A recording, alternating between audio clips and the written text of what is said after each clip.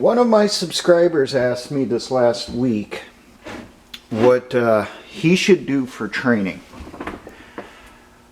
Now, this subscriber is a fellow member of the 3% security force. So, guns up. Welcome to the organization, which already did welcome you. And I won't give your call sign there, Flyboy, but I do got a pretty good idea who you are, and I'm willing to bet I sat in on your interview, one of the few that I did. Now, he was wondering what can he do for training, because in his particular state he's the only member for right now. He is recruiting other people though. But he's wondering in the meantime what should he do until he gets someone through the vetting process. And I gave him a few ideas in the comments here. And I thought about it, and it's actually a good idea for doing a video on. What if you're by yourself? You got no other person to train with. You're not part of a militia, but you're looking, or you're between militias, going from one organization to another, but you don't want to, fall back. You don't want to fall behind.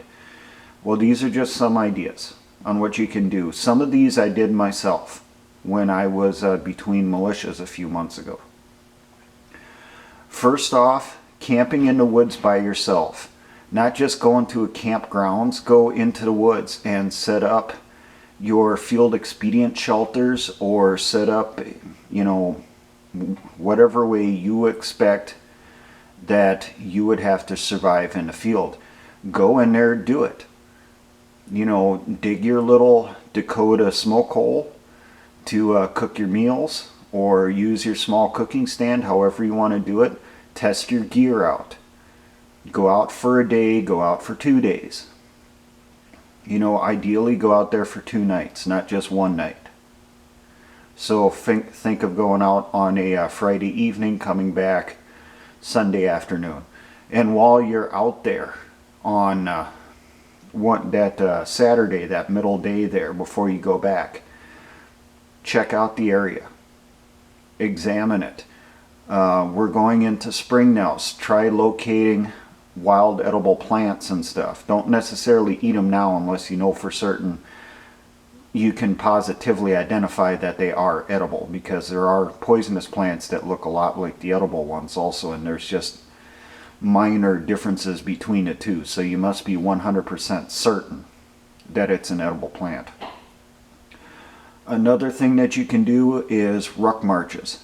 Throw your rucksack, your backpack on your back, and start putting miles on your feet. And build up to it. Don't just jump into it and try doing a 10 mile or a 20 mile right off the bat. You start out small. First do a mile, 2 miles, and then you add a few miles onto that. You go up to maybe a 5 mile. Then you go up to a 7, then a 10. Just add a few miles at a time, but once you get up to 10, that's when you can probably jump up to a 15. It will take a while for your body to get used to it.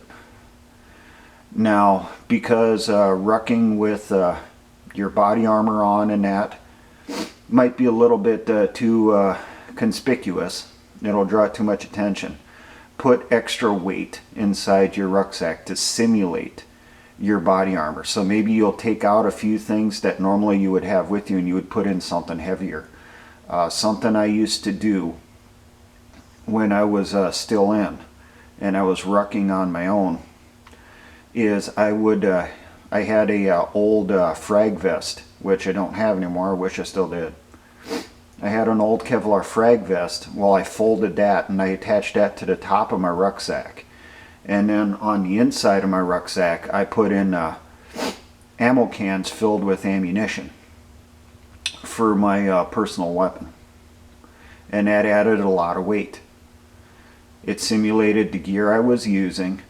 The body armor obviously is the same weight as the body armor I was using at the time, because it was essentially the same model.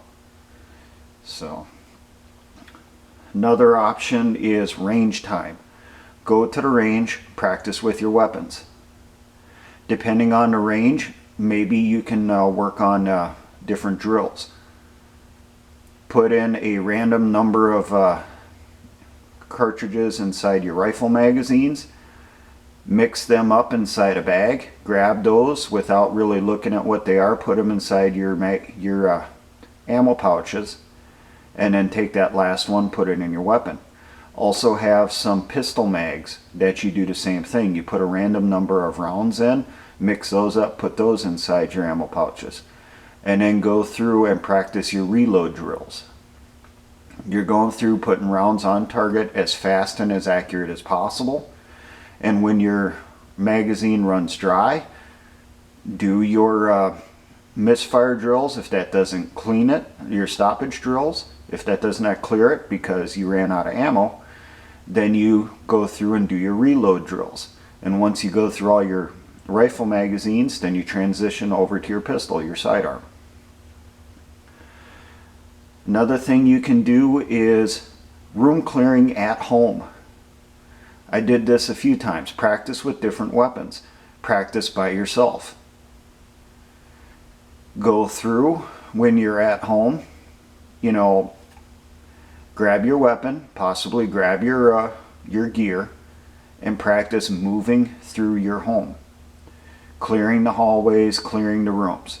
How would you react in different situations? Another thing is if you can get a family member or have a family member or a loved one who stays with you, practice first aid. Get this family member or a loved one involved. You're teaching them how to do it, which I know that you should have the training there, Flyboy. Teach them how to do it, and then have them practice those tasks also on you. You practice back and forth. Now try to get a hold of similar first aid items that you have inside your IFAK, your individual first aid kit. I know that compression dressings are very expensive. That's why I've personally only sacrificed one of them as a training aid. But get a spare one. Use it as a training aid. Open it up and practice with it. And remember to keep the wrapper. And after you're done practicing on, that particular person, putting it on that particular limb or whatever, you roll it up, pack it up the same way it came out of the wrapper, put it back in the wrapper, and then you practice again. So you go from arm to maybe leg to abdomen to side of the head, that type of stuff. Change it up. Another thing obviously is self-study.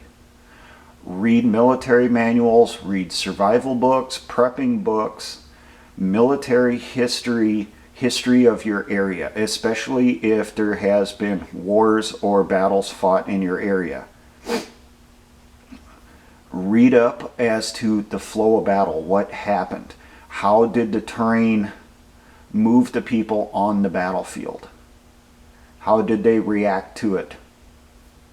Now granted, it's probably been a few hundred years, or at least 100 years, since a battle would have happened in that particular area, depending on where you are in the United States. But, the terrain is still the terrain. Granted, there's more roads and that stuff now, and you take that into consideration. How would that same battle be fought today? And the last one would be practicing gray man techniques. Just practice going out somewhere, blending in, and observing. Taking mental notes. Or if you're going to take written notes, practice doing that. Just getting it written as covertly as possible. See how long you can do that without being noticed. That type of things. Now, I'm not saying go and monitor your local police station, monitor your local armory, because then you probably will get arrested. But monitor other stuff, monitor different activity. Practice it like it is a occupation. Your area is occupied by an enemy force. You're trying to observe that enemy force without being seen, trying to gather information. what information should you gather, you know, so on and so forth, and just practice it. Practice moving around without being noticed.